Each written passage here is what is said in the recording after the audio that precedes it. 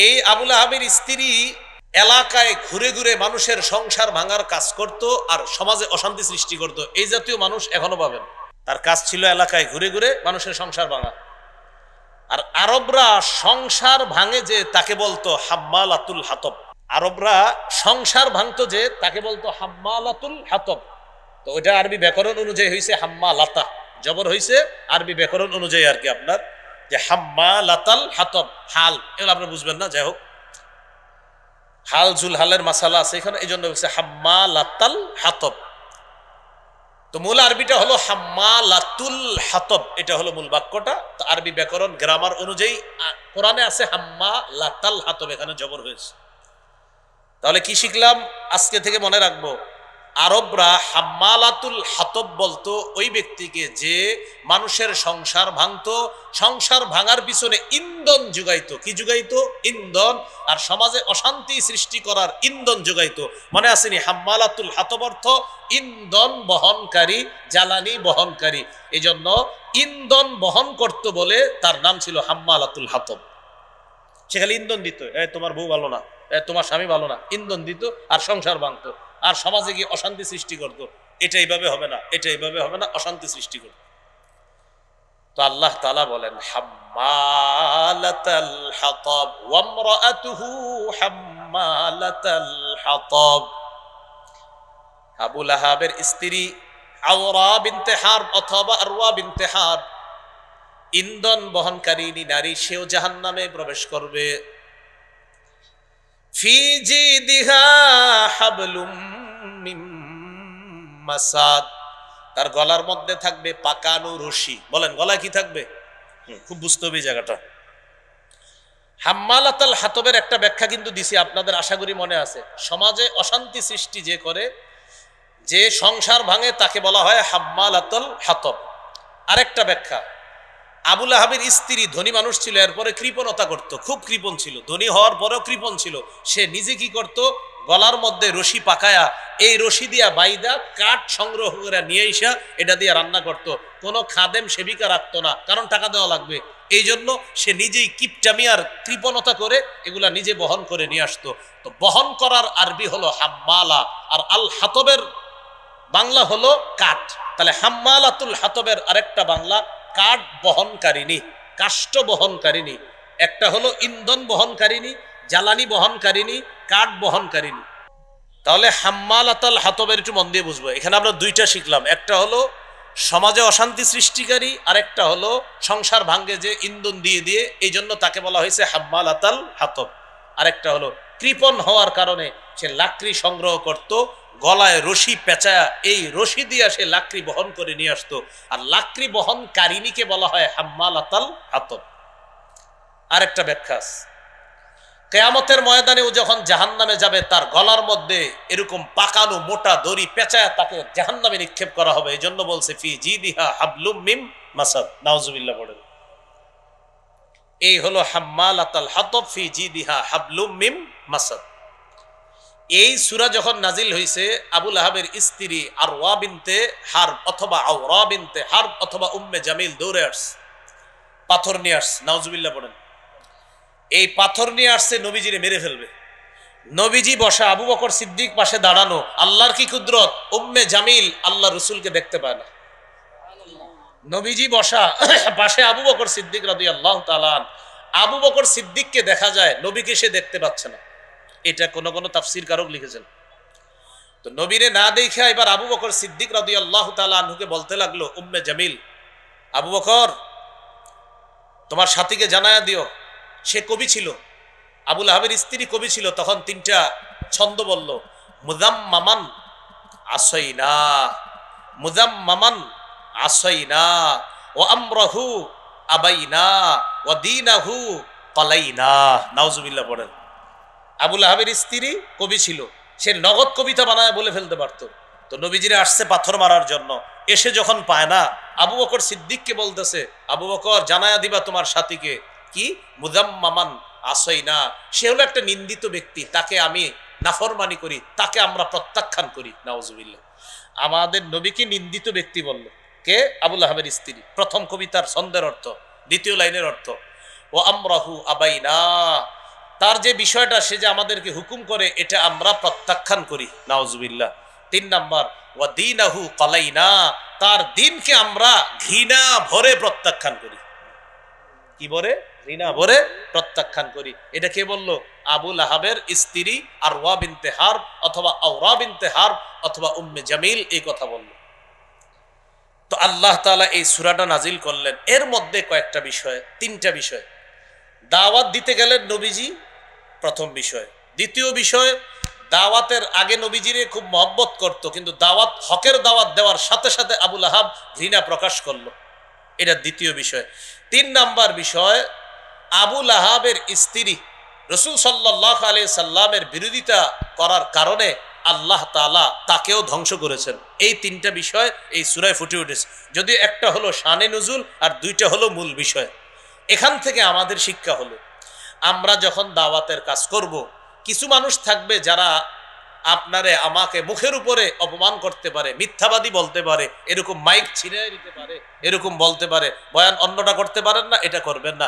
এই ঘটনা কিন্তু দেখা যাইতেছে। বাকি আমাদের ভাগ্য এমন, এক তাগুত ছাইরা বারবার আরেক তাগুত ধরি, এই জন্য ভাগ্যটা এত সুন্দর করে পরিবর্তন হচ্ছে না এখনো।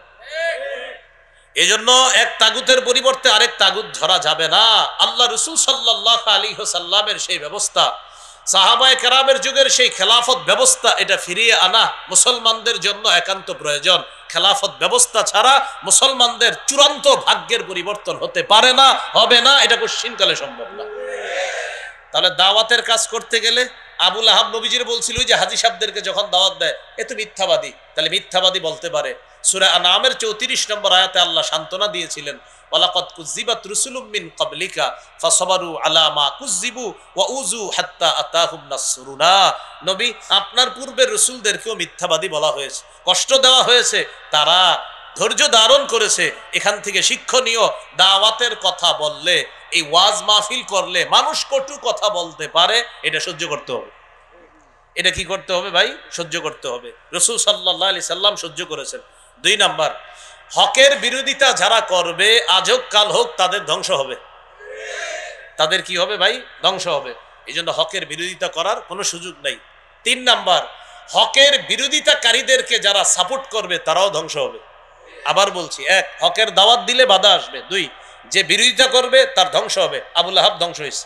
3, ওই বিরোধিতাকারীকে যে সমর্থন করবে সেও ধ্বংস হবে। আবু লাহাবের বিবি তাকে সমর্থন করেছিল, তাই সেও ধ্বংস। সূরার নাম সূরা লাহাব কেন? এই সূরার মধ্যে একটা শব্দ আছে আবি লাহাব। লাহাব শব্দের প্রতি লক্ষ্য রেখে এই সূরার নামকরণ করা হয়েছে সূরাতুল লাহাব। এই সূরার আরেকটা নাম আছে সূরাতুল মাসাদ। সূরার শেষে দেখবেন আছে ফি জিদিহা হাবলুম মিম মাসাদ। এই জন্য এই সূরার নাম সূরাতুল মাসাদও বলা হয়। এই সূরার মধ্যে 5টি আয়াত আছে। 1 থেকে 3 নম্বর আয়াত পর্যন্ত এই সূরার প্রথম বিষয়বস্তু। দ্বিতীয় বিষয়বস্তু হলো 4-5 নম্বর আয়াতে। তার মানে পুরা সূরাটায় মূল বিষয়বস্তু 2টা। 1 থেকে 3 নম্বর আয়াত পর্যন্ত বিষয়বস্তু হলো রাসূলুল্লাহ সাল্লাল্লাহু আলাইহি সাল্লামের চাচা আবু লাহাব নবীজিকে অভিশাপ দিয়েছিল। আল্লাহ তাআলা তার ওই অভিশাপের জবাব দিয়েছেন 1 থেকে 3 নম্বর আয়াত পর্যন্ত। আবু লাহাবের স্ত্রী, তার কৃতকর্মের ফলাফল, শাস্তি, এটা আল্লাহ আলোচনা করেছেন 4 এবং 5 নম্বর আয়াত। তাহলে 1 থেকে 3 নম্বর আয়াতে স্বামী আবু লাহাবের আলোচনা, আর 4-5 নম্বর আয়াতে আবু লাহাবের স্ত্রীর আলোচনা। এই সূরাটি সূরা ফাতিহার পরে মক্কায় অবতীর্ণ হয়েছে। সূরাতুল ফাতিহা, এই সূরাতুল ফাতিহার পরে অবতীর্ণ সূরা মক্কায়। কোন সূরা? সূরা লাহাব। এটা অনেকের অভিমত। এই সূরা নাজিলের প্রেক্ষাপট, কেন আল্লাহ এই সূরা নাজিল করলেন? সহিহ বুখারীর বর্ণনা 4770 নম্বর হাদিস। আল্লাহ তাআলা যখন সূরাতুশ শুআরার 214 নম্বর আয়াতে কারিমা নাজিল করলেন। ওই 214 নম্বর আয়াতে আল্লাহ বলেন, ওয়ানদির আশীরাতাকাল আকরাবিন। নবী, আপনি আপনার নিকট আত্মীয় যারা আছে তাদেরকে ভয় দেখান, ভীতি প্রদর্শন করেন, জাহান্নামের ভয় দেখান। এই আয়াতের মাধ্যমে নবীজির প্রতি প্রকাশ্যে দাওয়াতের নির্দেশনা এসেছে আল্লাহর পক্ষ থেকে। এর আগে নবীজি গোপনে দাওয়াত দিয়েছেন। সাইদা রাসূলুল্লাহ সাল্লাল্লাহু আলাইহি ওয়াসাল্লাম আলা সাফা। রাসূলুল্লাহ সাল্লাল্লাহু আলাইহি সাল্লাম সাফা পাহাড়ের উপর উঠলেন। ফাজআলা ইউনাদি ইয়া বনি ফিহরিন ইয়া বনি আদি। পাহাড়ের উপর উঠে নবীজি বিভিন্ন গোত্রকে ডাকতে শুরু করলেন। হে বনি ফিহর, হে বনি আদি, লিবুতনি মিন কুরাইশ। কুরাইশের বিভিন্ন এলাকার নাম ধরে ধরে নবীজি ডাক দিলেন। ফাজা আবু লাহাবিন ওয়া কুরাইশ। নবীর আহ্বানে আবু লাহাব উপস্থিত হলো, কুরাইশরাও উপস্থিত হলো। ফাজআলার রাজুলু ইযা লাম ইস্তাতি আন ইয়াখরুজা আরসালা রাসূলান লিয়ানজুরা মা হুয়া। যেই ব্যক্তি নিজে আসতে পারল না নবীর আহ্বানে, ওই ব্যক্তি আরেকজনকে পাঠায়া দিছে, যাও তো মুহাম্মদ কি বলে একটু দেখে আস। ডাকার পরে প্রায় সবাই আসতে লাগলো। তো যে ব্যক্তি আসতে পারবে না সে আরেকজনকে পাঠায়া দিছে, যাও তো মুহাম্মদ সাল্লাল্লাহু আলাইহি সাল্লাম দেখো তো কি বলে একটু দেখে আস। দলে দলে মানুষ পাহাড়ের সামনে উপস্থিত। সাফা পাহাড়, পাহাড়ের উপর থেকে রাসূল সাল্লাল্লাহু আলাইহি সাল্লাম সকলকে লক্ষ্য করে বললেন, আরাআইতাকুম লাউ আখবারতুকুম আন্না খাইলান বিল ওয়াদি তুরিদু আন তুগীরা আলাইকুম আকুনতুম মুসাদ্দিকিয়া।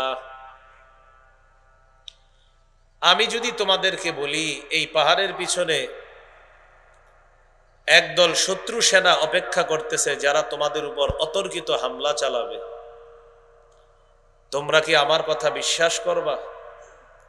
সবাই এক বাক্যে জবাব দিল, ক্বালু না'আম মা জাররাবনা আলাইকা ইল্লা সিদকা।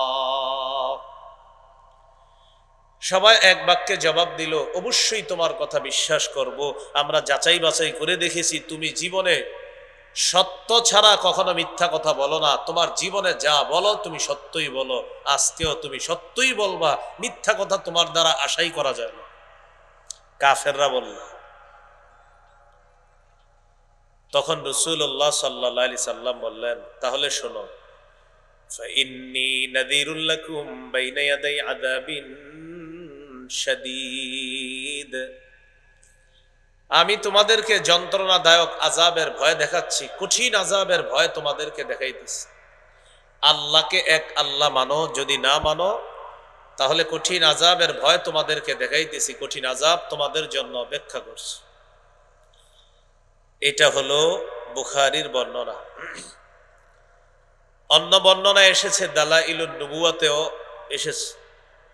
নবীজি বললেন, ইয়া মা'শারা কুরাইশ আনকিযু আনফুসাকুম মিনান নার। হে কুরাইশ সম্প্রদায়, তোমরা নিজেদেরকে আগুন থেকে রক্ষা করো। ইয়া মা'শারা বনি হাশিম, হে বনু হাশিম সম্প্রদায়, আনকিযু আনফুসাকুম মিনান নার, তোমরা নিজেদেরকে আগুন থেকে রক্ষা করো।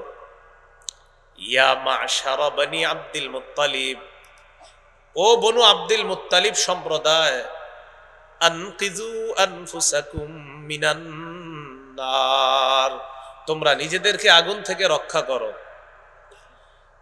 ইয়া মা'শারা বনি আব্দি মানাফ, ইয়া মা'শারা বনি কাব ইবনে লুআই, আনকিযু আনফুসাকুম মিনান নার। ও বনু আব্দি মানাফ, ও বনু কাব ইবনে লুয়াই সম্প্রদায়, তোমরা নিজেদেরকে আগুন থেকে রক্ষা করো। এবার নবী তার প্রিয় চাচা আব্বাস রাদিয়াল্লাহু তাআলা আনহুর নাম ধরে বললেন, ইয়া আব্বাস ইবনে আব্দুল মুত্তালিব, ও আব্দুল মুত্তালিবের সন্তান আব্বাস, আনকিজ নাফসাকা মিনান নার, চাচা আপনি নিজেকে আগুন থেকে রক্ষা করেন। লা আমলিকু লাকা মিনাল্লাহি শাইআ, আমি কিন্তু আল্লাহর কাছে আপনাকে কোনো উপকার করতে পারবো না যদি নিজে নিজেকে আগুন থেকে না বাঁচান। আল্লাহর উপরে ঈমান যদি না আনেন আমি কোনো উপকারে আসবো না। চাচাকে বললেন। এবার নিজের মেয়ে ফাতেমাকে বললেন, ইয়া ফাতিমা বিনতা মুহাম্মাদিন সাল্লাল্লাহু আলাইহি ওয়াসাল্লাম, ও মুহাম্মদের সন্তান ফাতেমা, আনকিজি নাফসাকি মিনান নার। ফাতেমা, তোমার বাবা মুহাম্মদ ঠিক আছে, তুমি আমার সন্তান ফাতেমা, নিজেকে আগুন থেকে বাঁচাও। লা আমলিকু লাকি মিনাল্লাহি শাইআ, আমি কিন্তু কোনো কাজে আসবো না তোমার, যদি তুমি নিজেকে সংশোধন করে না যাও আমি কিন্তু কাজে আসবো। নবীজি সতর্ক বার্তা দিয়ে দিলেন নিকট আত্মীয়দের। আবু লাহাব দাঁড়ায় গেছে, মেজাজ খারাপ হয়ে গেছে। فقال أبو لهب تبا لك سائر اليوم ألهذا جمعتنا। আবু লাহাব দাঁড়িয়ে বলল, মুহাম্মদ তোমার পুরাটা দিন ধ্বংস হোক, তুমি কি এই কারণে আমাদেরকে একত্রিত করেছো? বলি নাউজুবিল্লাহ। এই যে বলছে তোমার পুরাটা দিন ধ্বংস হোক, তাব্বান লাকা, আল্লাহ ঠিক তার ভাষায় কোরআনের সূরা নাজিল করে দিলেন, আমার নবী ধ্বংস হবে না। তাব্বাত ইয়াদা আবি লাহাবি ওয়া তাব, আল্লাহ তাআলা জানায়া দিলেন আবু লাহাবের দুই হাত ধ্বংস, সে নিজেও ধ্বংস, ডাবল ধ্বংস। আমার নবীকে সে বলছে তাব্বা, আল্লাহ তার ভাষায় বলে দিলেন তাব্বাত ইয়াদা আবি লাহাব, আবু লাহাবের দুই হাত ধ্বংস। হাত দ্বারা উদ্দেশ্য ব্যক্তি আবু লাহাব, আরবরা অঙ্গ দ্বারা পুরা মানুষটাকে উদ্দেশ্য নিত। এই জন্য আল্লাহ তাআলা প্রথমে অঙ্গের কথা বলে বললেন তাব্বা, তুই নিজেও ধ্বংস, তোর দুই হাত ধ্বংস, তুইও ধ্বংস। তো আল্লাহ তাআলা আয়াত নাজিল করে দিলেন, সূরা নাজিল করে দিলেন, তাব্বাত ইয়াদা আবি লাহাবি ওয়া তাব। তাব্বাত এটার অর্থ হলো খবা, খাসিরা, হালাকা, ধ্বংস হওয়া। মূল হলো তাবাব। আল্লাহ পবিত্র কোরআনে বলেছেন, ওয়ামা কাইদু ফিরআউনা ইল্লা ফি তাবাব, ফিরআউনের চক্রান্ত ধ্বংস, নস্যাৎ। তো তাবাব অর্থ ধ্বংস। এই তাব্বাত মানে ধ্বংস হোক আবু লাহাবের দুই হাত, ওয়াতাব সে নিজেও ধ্বংস হোক। আবু লাহাবের পরিচয়, আবু লাহাব হলো আব্দুল মুত্তালিবের 10 পুত্রের এক পুত্র। নবীজির দাদা আব্দুল মুত্তালিব, তার 10 জন পুত্র, এই 10 জন পুত্রের একজন পুত্রের নাম হলো আবু লাহাব। লাহাব মানে হলো লেলিহান, লালিমা যুক্ত, অগ্নি বর্ণ। আবু লাহাব দেখতে ছিল সুন্দর, লাল টকটক, এই জন্য তার নাম আবু লাহাব। অগ্নিস্ফুলিঙ্গের বাবা। তার মূল নাম হলো আব্দুল উজ্জা। আবু লাহাবের মূল নাম কি? আব্দুল উজ্জা, মানে উজ্জা দেবীর গোলাম। আল্লাহ তাআলা তার মূল নাম না বলে কেন আবু লাহাব বললেন, খুব মন দিয়ে বুঝবেন। তার মূল নামের মধ্যে শিরিক আছে। বলেন মূল নামে কি আছে? এই জন্য শিরিক তাওহীদের বিপরীতে, তাই আল্লাহ ওই শিরকি নামটা এখানে না বলে আল্লাহ আবু লাহাব বলেছে। কারণ আব্দুল উজ্জা এটা হলো তাওহীদের বিপরীত বাক্য, এই জন্য আল্লাহ ওই তাওহীদের বিপরীত বাক্যটা কোরআনে না বলে তার লকব আবু লাহাব, অগ্নিস্ফুলিঙ্গের পিতা, এটা আল্লাহ বলেছেন। নবীজির চাচাদেরকে আমরা 3 ভাগে ভাগ করতে পারি, শিখে নিব সবাই। কয় ভাগে? 1 নাম্বার, নবীর চাচাদের মধ্যে কিছু চাচা এমন যারা নবীরে বিশ্বাস করেছে, নবীর পক্ষ হয়ে লড়াই করেছে এবং ইমানের উপর তাদের মৃত্যু হয়েছে, যেমন হযরত হামজা, হযরত আব্বাস রাদিয়াল্লাহু আনহুমা। 2, নবীর চাচাদের মধ্যে কিছু চাচা যারা নবীর সহযোগিতা করেছে কিন্তু তাওহীদের উপর তারা ছিল না, মৃত্যু হয়েছে তাদের শিরিকের উপরেই। যেমন খাজা আবু তালেব নবীজির খুব সহযোগিতা করছে কিন্তু ঈমান নিয়ে মৃত্যুবরণ করতে পারে নাই। 3 নাম্বার, নবীর চাচাদের মধ্যে কিছু চাচা নবুয়ত প্রকাশ পাওয়ার পর থেকে মৃত্যু অবধি নবীর শত্রুতা করেছে, যেমন আবু লাহাব। তাহলে চাচাদেরকে 3 ভাগে ভাগ করলাম। 1, নবীর কথা বিশ্বাস করেছে, ঈমান এনেছে, এই অবস্থায় মৃত্যুবরণ করেছে, হামজা আব্বাস রাদিয়াল্লাহু আনহুমা। 2, নবীজির যথেষ্ট সহযোগিতা করেছে, আদর আপ্যায়ন যত্ন করেছে কিন্তু ঈমান আনে নাই, শিরিকের উপর মৃত্যু হয়েছে, যেমন আবু তালেব। 3, নবুয়তের প্রকাশের পর থেকে মরণ পর্যন্ত নবীর শত্রুতা করেছে এবং ওই অবস্থায় মৃত্যু হয়েছে, যেমন আবু লাহাব। আবু লাহাবের পরিচয় বলতেছিলাম। রাসূল সাল্লাল্লাহু আলাইহি সাল্লামের নবুয়তের প্রকাশের আগ পর্যন্ত আবু লাহাবের সাথে নবীজির সম্পর্ক খুব সুন্দর ছিল। নবী জন্মের পরে আবু লাহাব খুশি হয়ে নিজে মানুষের কাছে গিয়ে সংবাদ দিছে, আমার ভাই আব্দুল্লাহর একটা ছেলে হয়েছে, তার বংশ রক্ষা হবে। এইভাবে খুশিতে সবাইরে সংবাদ দিস। কি করছে? সবাইকে সংবাদ দিছে। এখানে বেদাতীদের একটা আকীদা আছে, এটা আবার আপনারা মুখস্থ রাখবেন। বেদাতীরা বলে যে সোমবারে আবু লাহাবের আযাব কমানো হয়, এটা জাল বর্ণনা। বলেন কি বর্ণনা? একদম জাল বর্ণনা। যে আবু লাহাব সোমবার দিন নবীর জন্মে খুশি হয়ে সুয়াইবা দাসীকে আজাদ করে দিয়েছে আর নিজে খুশি হয়ে চারদিকে খবর ছড়ায়া দিছে। তো বেদাতি যারা আছে তারা বলে নবীর জন্মে খুশি হওয়াতে আবু লাহাবকে সোমবারে আযাব কম দেওয়া হয়। টোটাল মিথ্যা কথা, জাল। এটা প্রথম কথা। এ হলো আবু লাহাব নবীজির জন্মে খুশি হয়েছিলেন, সবাইকে সংবাদ দিয়েছে, সুয়াইবা দাসীকে আজাদ করে দিস। দ্বিতীয় কথা, রাসূল সাল্লাল্লাহু আলাইহি সাল্লামের শত্রুদের মধ্যে সবচেয়ে নিকটতম শত্রু ছিল আবু লাহাব। নবীজির শত্রু কিন্তু নিকটতম শত্রু, মানে সবচেয়ে কাছের আত্মীয় কে? আবু লাহাব। তৃতীয় কথা, আবু লাহাবের 2 জন ছেলে ছিল, উতবা উতাইবা। কি নাম ভাই? উতবা উতাইবা। এই 2 ছেলের সাথে নবীজি তার 2 মেয়েকে বিয়ে দিয়েছিল, রুকাইয়া উম্মে কুলসুম রাদিয়াল্লাহু আনহুমা। এই 2 জনকে বিয়ে দিয়েছিল। তাহলে একদিক দিয়ে চাচা, আরেক দিক দিয়ে বেয়াই, খুব আন্তরিক সম্পর্ক ছিল।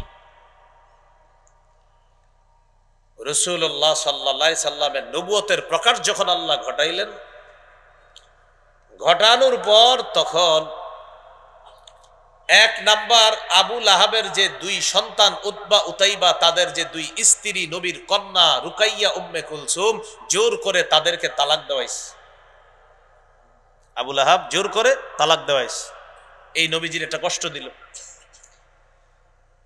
2 নাম্বার, নবীজির একজন পুত্র সন্তান ছিল, নাম আব্দুল্লাহ। কি নাম? নবীজির দ্বিতীয় পুত্র সন্তান নাম আব্দুল্লাহ, তার উপাধি ছিল তাহের বা তাইয়িব। এই তাহের বা তাইয়িব মারা যাওয়ার পর আবু লাহাব বলল মোহাম্মদ হলো আবতার। আবতার মানে লেস কাটা, নির্বংশ। এগুলা বলে বলে নবীজির কষ্ট দিত। আল্লাহ বলে দিলেন, ইন্না শানি আকা হুয়াল আবতার। আপনার শত্রু যে আপনারে নির্বংশ বলে, সেই নির্বংশ। ওরে মানুষ ভালোভাবে স্মরণ করবে না, আমি আল্লাহ সারা দুনিয়াতে আপনাকে স্মরণের ব্যবস্থা করব। এটা নবীজিরে বলছিল আবতারকে, আবু লাহাব। ওই যে সূরা কাউসার, ইন্না শানি আকা হুয়াল আবতার, যে আপনারা যে আবতার বলে, ওই আবতার, ওই নির্বংশ। 3 নাম্বার, মানে নবুয়ত প্রকাশের পরের ঘটনা এগুলা। একটা বাজার আছে নাম জুল মাজাজ, বলতে পারবেন নি নাম? জুল মাজাজ। কি নাম বাজারটা? এই জুল মাজাজ বাজারে রাসূল সাল্লাল্লাহু আলাইহি সাল্লাম উম্মতকে দাওয়াত দিতেছে, কুলু লা ইলাহা ইল্লাল্লাহ তুফলিহু। তোমরা বলো আল্লাহ ছাড়া কোনো ইলাহ নাই, তোমরা সফলকাম হয়ে যাবা। আবু লাহাব পিছনে পিছনে আইসা সবাইরে ডাক দিয়ে বলতেছে, ইয়া আইয়ুহান নাস লা তুতিউহু। ও মানুষ, তোমরা তার অনুসরণ করবা না। এগুলা বলতে বলতে পিছন থেকে আইসা নবীজিরে পাথর মারছে। পাথরের আঘাতে নবীর পা থেকে রক্ত ঝরছে। 4 নাম্বার ঘটনা, এটা নবুয়ত প্রকাশের পরের। হজের মৌসুমে নিরাপদ সফর নবীজি চুপে চুপে হাজিদের তাবুতে যাইতেন, যায় তাওহীদের দাওয়াত দিতেন। আবুল আহাব পিছনে পিছনে যাইতো, যাওয়ার পর হাজিদেরকে বলতো, ইয়া আইয়ুহান নাস লা তুতিউহু ফাইন্নাহু সাবিউন কাযযাব। নাউজুবিল্লাহ পড়ুন। ও লোক সকল, তোমরা হজ করতে আসছো, এই লোকটার কথায় তোমরা কান দিবা না, সে হলো ধর্মত্যাগী মিথ্যাবাদী, তার কথায় তোমরা কান দিবা না। নাউজুবিল্লাহ। নবীজিরে বলল সে ধর্মত্যাগী, সে মিথ্যাবাদী, তার কথায় কান দিবা না, তোমরা তার অনুসরণ করবা না। এগুলা হাজিদেরকে আবুল আহাব বুঝাইত। এগুলা সব নবুয়ত প্রকাশের পরের অবস্থা। এখান থেকে কি শিখলাম? নবুয়ত প্রকাশের আগে সম্পর্ক অত্যন্ত ভালো, প্রকাশের পরে সম্পর্ক হয়ে গেল খারাপ। এখন মনে করেন কোন আলেম আপনার সাথে ভালো সম্পর্ক ছিল, মাশাআল্লাহ সব ঠিক আছে, হঠাৎ একদিন উনি সুদের ওয়াজ করলো মসজিদের মধ্যে, আর আপনি সুদ খান। কি খান? এখন আপনি রাগ করলেন, এটা কোনো কথা? আপনি 6 বছর ধরে সুদের ওয়াজ করেন না, আজকে করলেন। এই যে সুদের ওয়াজটা শোনার পরে হুজুরের সাথে আপনার শত্রুতা শুরু হয়ে গেল, তাহলে সুদের ওয়াজের আগ পর্যন্ত হুজুর ভালো ছিল, ওয়াজের পরে হুজুর হয়ে গেল খারাপ। স্বভাবটা আবুল আহাবের। কার? হ্যাঁ, আবুল আহাবের স্বভাব। হুজুর জিহাদের আলোচনা করছে একদিন, 10 বছরে জিহাদের আলোচনা করে না, একদিন জিহাদের আলোচনা করছে। তখন এতদিন তো ঠিক ছিল, হঠাৎ আবার আপনি কি শুরু করলেন এরকম জিহাদ আলোচনা? তো জিহাদের আলোচনার আগ পর্যন্ত হুজুরের সাথে আপনার সম্পর্ক ভালো ছিল, আন্তরিকপূর্ণ সম্পর্ক ছিল, আন্তরিকতাপূর্ণ সম্পর্ক। জিহাদের আলোচনা করার পর হুজুরের উপরে পারেন না না পারেন একটা জঙ্গিবাদের ট্যাগ লাগাইয়া দিলেন। স্বভাবটা আবুল আহাবের, কাজটা ঠিক করেন না। তাহলে আশা করি কথাটা বুঝতে পারছেন। তাহলে আবুল আহাব নবীজির সাথে, নবীর নবুয়ত প্রকাশের আগের সম্পর্ক ছিল একটা, নবুয়ত প্রকাশ পাওয়ার পরের সম্পর্ক আর একটা। এই জাতীয় স্বভাবের মানুষ আমাদের মাঝেও দেখা যায়। তো এই স্বভাবের মুসলমান যারা হবে, এরা হবে মুসলিম রূপী মুনাফিক মার্কা শয়তান। আল্লাহ তাদের থেকে আমাদেরকে হেফাজত করেন। এই গেল তাব্বাত ইয়াদা আবি লাহাব ওয়া তাব, সে নিজেও ধ্বংস। পরের আয়াতে আমরা যাই, মা আগনা আনহু মালুহু ওয়া মা কাসাব। মা আগনা আনহু মালুহু ওয়া মা কাসাব, তার ধন সম্পদ তার কোনো কাজে আসে নাই, উপকারে আসে নাই। বদর যুদ্ধে কাফেররা শোচনীয়ভাবে পরাজয় বরণ করার 7 দিন পর আবুল আহাবের গলার মধ্যে গুটি বসন্ত রোগ হয়। গুটি বসন্ত, এটাকে আদাসাও বলা হয়। হ্যাঁ, আদাসা। এই রোগটা অনেকটা প্লেগ রোগের মতো, আবার এটাকে গুটি বসন্ত বলে। গলার মধ্যে শুরু হলো বদর যুদ্ধের কয়দিন পর? 7 দিন। বদরে কাফেররা শোচনীয় পরাজয় বরণ করছে। এই ঘটনা শোনার 7 দিন পর আবুল আহাবের গলায় গুটি বসন্ত রোগ হয়। এই রোগ হওয়ার পর কিছুদিন পর আবুল আহাব মারা গেছে। খুব মন দিয়ে বুঝেন এই জায়গাটা। মারা যাওয়ার পর আরবরা এই রোগটারে খুব ভয় পেত। তারা এটাকে মনে করতো এটা ছোঁয়াছে রোগ, এই রোগ আমার গায়েও আসতে পারে। আবুল আহাবের সন্তানরা আবুল আহাবকে ছেড়ে পালিয়ে গেল, যেটা করোনা ভাইরাসের সময় আমরা দেখেছি। কোটিপতি বাবাকে হুজুরদের সামনে রেখে সন্তান পালায় গেছে।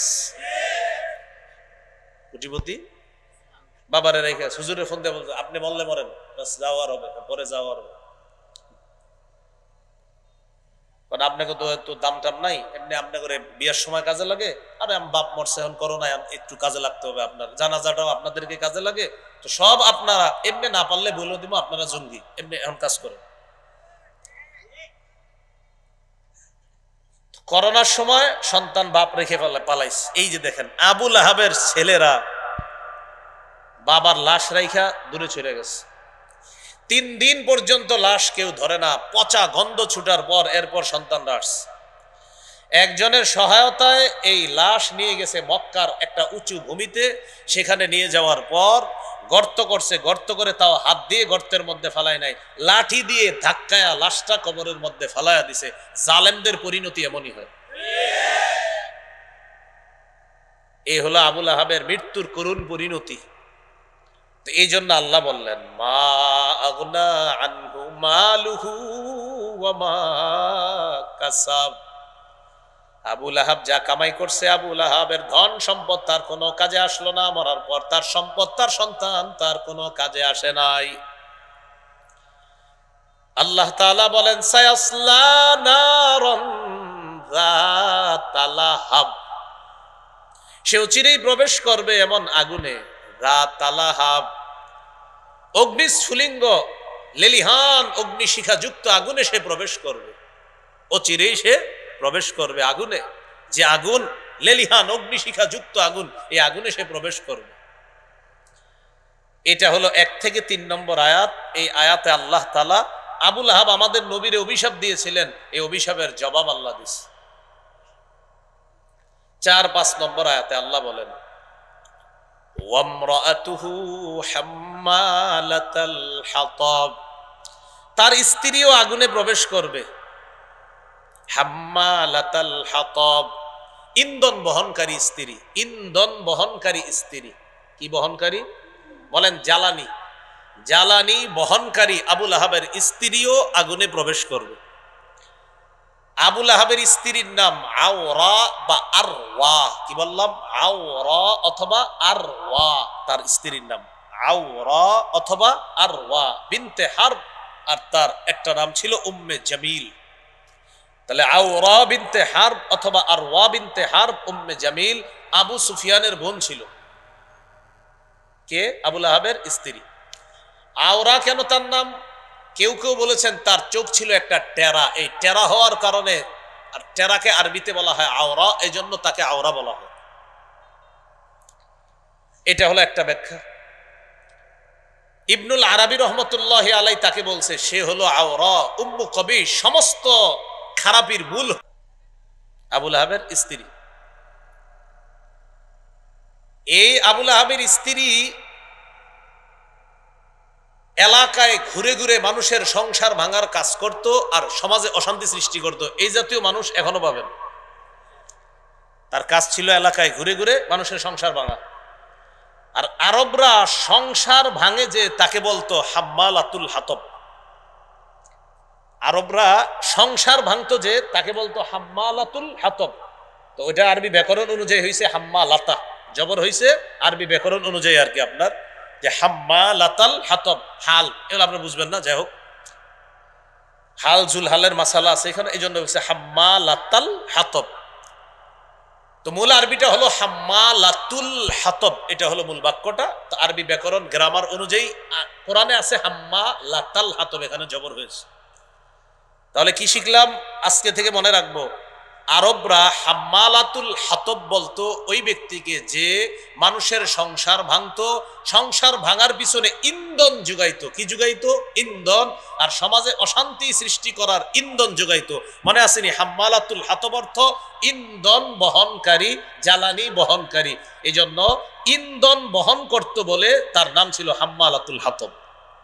সে খালি ইন্ধন দিত, তোমার বউ ভালো না, তোমার স্বামী ভালো না, ইন্ধন দিত আর সংসার ভাঙতো, আর সমাজে গিয়ে অশান্তি সৃষ্টি করতো। এটা এইভাবে হবে না, এটা এইভাবে হবে না, অশান্তি সৃষ্টি করতো। তো আল্লাহ তাআলা বলেন হাম্মালাতাল হাতাব ওয়া ইমরাআতুহু হাম্মালাতাল হাতাব। আবু লাহাবের স্ত্রী আওরা বিনতে হারব অথবা আরওয়া বিনতে হারব ইন্ধন বহনকারিনী নারী, সেও জাহান্নামে প্রবেশ করবে।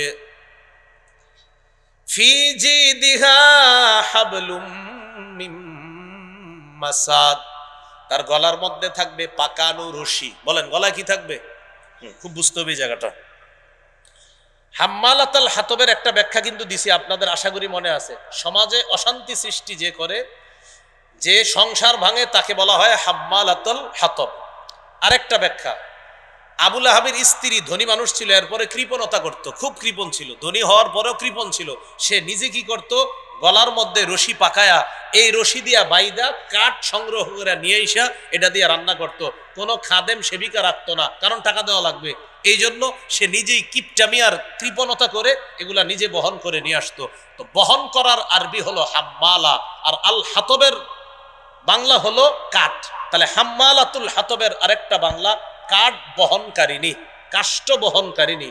একটা হলো ইন্ধন বহনকারিনী, জ্বালানি বহনকারিনী, কাঠ বহনকারিনী। ভাই বাহিরের মাইকগুলো বন্ধ করে দেন, বাহিরের গুলা বন্ধ করে দেন, আজান হইতেছে, বাহিরের গুলা বন্ধ করে দেন, বাহিরের গুলা বন্ধ করে, বাস বাস। তো একদম কাছে, একটু দূরে আছে, এখানে আজান হবে কিন্তু, হুজুর বলছে এখানে আজান হবে। আচ্ছা, তাহলে হাম্মালাতাল হাতবের একটু মন দিয়ে বুঝবো। এখানে আমরা দুইটা শিখলাম, একটা হলো সমাজে অশান্তি সৃষ্টিকারী, আর একটা হলো সংসার ভাঙ্গে যে ইন্ধন দিয়ে দিয়ে, এই জন্য তাকে বলা হয়েছে হাম্মালাতাল হাতব। আরেকটা হলো কৃপণ হওয়ার কারণে সে লাকড়ি সংগ্রহ করত, গলায় রশি পেঁচায়া এই রশি দিয়ে সে লাকড়ি বহন করে নিয়ে আসতো, আর লাকড়ি বহনকারিণীকে বলা হয় হাম্মালাতাল হাতব। আরেকটা ব্যাখ্যা, কিয়ামতের ময়দানে ও যখন জাহান্নামে যাবে, তার গলার মধ্যে এরকম পাকানো মোটা দড়ি পেঁচায় তাকে জাহান্নামে নিক্ষেপ করা হবে। এই জন্য বলছে ফি জিদিহা হাবলুম মিম মাসাদ, নাউজুবিল্লাহ পড়েন। এই হলো হাম্মালাতাল হাতব, ফি জিদিহা হাবলুম মিম মাসাদ। এই সূরা যখন নাজিল হইছে, আবু লাহাবের স্ত্রী আরওয়া বিনতে হারব অথবা আওরা বিনতে হারব অথবা উম্মে জামিল দৌড়ে আসছে, পাথর নিয়ে আসছে, নাউজুবিল্লাহ পড়েন। এই পাথর নিয়ে আসছে নবীজিরে মেরে ফেলবে। নবীজি বসা, আবু বকর সিদ্দিক পাশে দাঁড়ানো। আল্লাহর কি কুদরত, উম্মে জামিল আল্লাহ রসুলকে দেখতে পায় না। নবীজি বসা, পাশে আবু বকর সিদ্দিক রাদিয়াল্লাহু তাআলা। আবু বকর সিদ্দিককে দেখা যায়, নবীকে সে দেখতে পাচ্ছে না। এটা কোন কোন তাফসীর কারক লিখেছেন। তো নবীরে না দেখা এবার আবু বকর সিদ্দিক রাদিয়াল্লাহু তাআলা আনহুকে বলতে লাগলো, উম্মে জামিল, আবু বকর তোমার সাথীকে জানায়া দিও, সে কবি ছিল, আবু লাহাবের স্ত্রী কবি ছিল। তখন তিনটা ছন্দ বলল, মুযাম্মামান আসাইনা, মুযাম্মামান আসাইনা, ওয়া আমরাহু আবাইনা, ওয়া দীনাহু ক্বালাইনা। নাউজুবিল্লাহ পড়েন। আবু লাহাবের স্ত্রী কবি ছিল, সে নগদ কবিতা বানায় বলে ফেলতে পারত।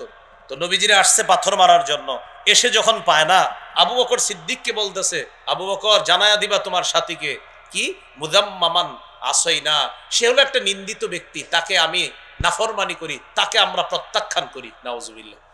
আমাদের নবীকে নিন্দিত ব্যক্তি বলল কে, আবু লাহাবের স্ত্রী। প্রথম কবিতার ছন্দের অর্থ, দ্বিতীয় লাইনের অর্থ, ও আমরাহু আবাইনা, তার যে বিষয়টা সে যে আমাদেরকে হুকুম করে, এটা আমরা প্রত্যাখ্যান করি। নাউজুবিল্লাহ। 3 নাম্বার, ওয়া দীনাহু ক্বালাইনা, তার দিনকে আমরা ঘৃণা ভরে প্রত্যাখ্যান করি। কি ভরে? ঘৃণা ভরে প্রত্যাখ্যান করি। এটা কে বলল? আবু লাহাবের স্ত্রী আরওয়া বিনতে হারব অথবা আওরা বিনতে হারব অথবা উম্মে জামিল এই কথা বলল। তো আল্লাহ তাআলা এই সূরাটা নাজিল করলেন। এর মধ্যে কয়েকটা বিষয়, 3টা বিষয়। দাওয়াত দিতে গেলেন নবীজি, প্রথম বিষয়। দ্বিতীয় বিষয়, দাওয়াতের আগে নবীজিরে খুব মহব্বত করত, কিন্তু দাওয়াত, হকের দাওয়াত দেওয়ার সাথে সাথে আবু লাহাব ঘৃণা প্রকাশ করলো, এটা দ্বিতীয় বিষয়। 3 নাম্বার বিষয়, আবু লাহাবের স্ত্রী রাসূল সাল্লাল্লাহু আলাইহি সাল্লামের বিরোধিতা করার কারণে আল্লাহ তাআলা তাকেও ধ্বংস করেছেন। এই 3টা বিষয় এই সূরায় ফুটে উঠেছে। যদিও একটা হলো শানে নুজুল আর 2টা হলো মূল বিষয়।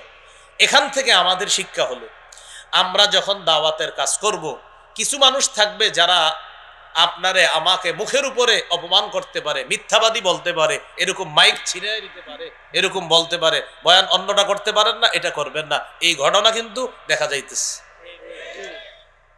বাকি আমাদের ভাগ্য এমন, এক তাগুত ছাইরা বারবার আরেক তাগুত ধরি, এই জন্য ভাগ্যটা এত সুন্দর করে পরিবর্তন হচ্ছে না এখনো। এই জন্য এক তাগুতের পরিবর্তে আরেক তাগুত ধরা যাবে না। আল্লাহ রাসূল সাল্লাল্লাহু আলাইহি ওয়াসাল্লামের সেই ব্যবস্থা, সাহাবায়ে কেরামের যুগের সেই খেলাফত ব্যবস্থা, এটা ফিরিয়ে আনা মুসলমানদের জন্য একান্ত প্রয়োজন।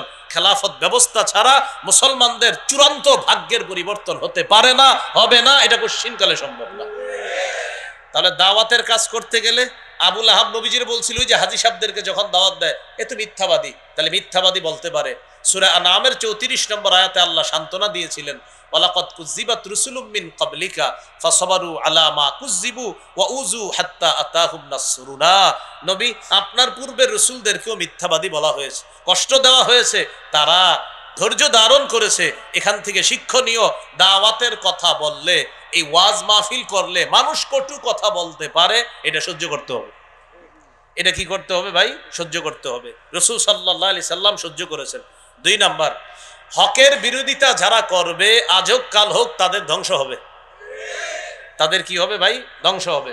এই জন্য হকের বিরোধিতা করার কোনো সুযোগ নেই। 3 নাম্বার, হকের বিরোধিতাকারীদেরকে যারা সাপোর্ট করবে তারাও ধ্বংস হবে। আবার বলছি, 1, হকের দাওয়াত দিলে বাধা আসবে। 2, যে বিরোধিতা করবে তার ধ্বংস হবে। আবু লাহাব ধ্বংস হয়েছে। 3, ওই বিরোধিতাকারীকে যে সমর্থন করবে সেও ধ্বংস হবে। আবু লাহাবের বিবি তাকে সমর্থন করেছিল, তাই সেও ধ্বংস। আল্লাহ তাআলা আমাদের সকলকে সূরা লাহাব থেকে যে মৌলিক 3টা জিনিস শিখলাম, 1 নাম্বারটা কিন্তু সূরার মূল বিষয় না, আগে বলছি। 1 নাম্বারটা হলো শানে নুজুল, এই সূরা আল্লাহ কেন নাজিল করছেন। আর সূরার মূল বিষয় হলো 2 এবং 3, মূল বিষয় 2টা। একটা হলো 1 থেকে 3 নম্বর আয়াত পর্যন্ত হক প্রত্যাখ্যান করে নবীরে অভিশাপ দিয়েছে, আল্লাহ অভিশাপের জবাব দিয়েছেন। 4-5 নম্বর আয়াতে আবু লাহাবের স্ত্রী আবু লাহাবকে সমর্থন দিয়ে আল্লাহ নবীর বিরোধিতা করে বিভিন্ন গালিগালাজ করে কবিতা রচনা করেছিল, আল্লাহ তাআলা তাকেও ধ্বংস করে ছেড়েছেন। তাহলে 1 নাম্বার দাওয়াত দিতে হবে, 2 নাম্বার বাধা আসবে সহ্য করতে হবে, আর যারা দিবে তারা ধ্বংস হবে। 3 নাম্বার দাওয়াতের বাধা যারা দিবে তাদের সমর্থন যে করবে সেও ধ্বংস হবে। আল্লাহ তাআলা আমাদের সকলকে সূরা লাহাবের এই শিক্ষাটা যেন আমরা নিয়ে আমাদের মধ্যে আমরা আনতে পারি, নিজেরা দাওয়াতের কাজ করতে পারি, আমাদের অনুকূলে হোক প্রতিকূলে হোক সর্ব অবস্থায় যেন হকের কাজ আমরা করতে পারি। আল্লাহ তাআলা তৌফিক দান করেন।